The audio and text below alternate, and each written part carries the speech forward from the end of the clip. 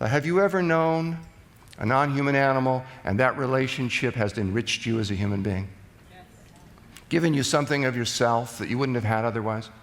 Taught you something, led you to something, evoked something for you, of you, that matters?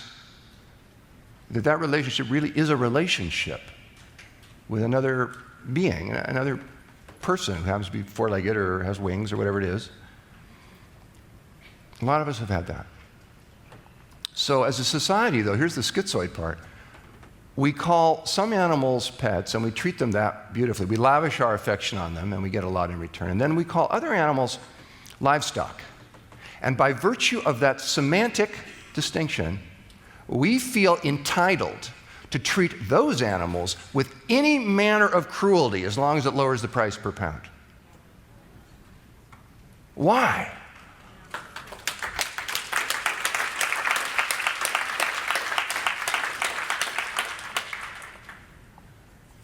Some people say, well, the Bible says we have dominion, gives us dominion over other animals.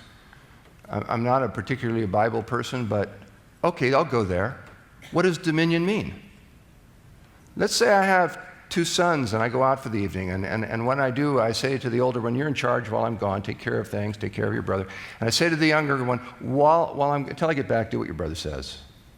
Try not to make too much trouble. Have a good time, but don't make a mess.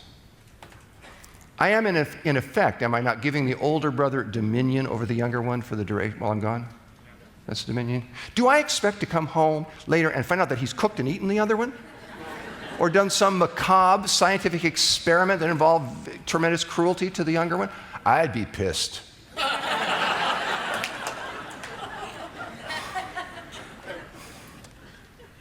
Dominion is responsibility.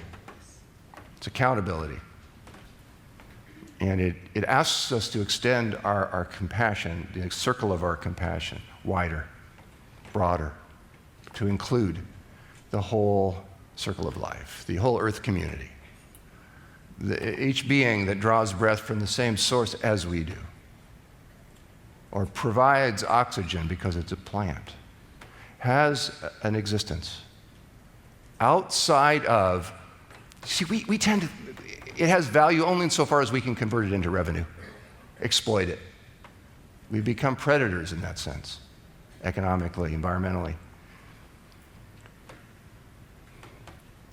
And in factory farms today, oh my God, it's just, when I wrote Diet for New America, I made that first part of the book, and I got a lot of criticism for it, but I wanted to do it because that's really my central feeling was, how can we, if you want, if a part of you hearkens to the prayer, let there be peace on earth, and let it begin with me,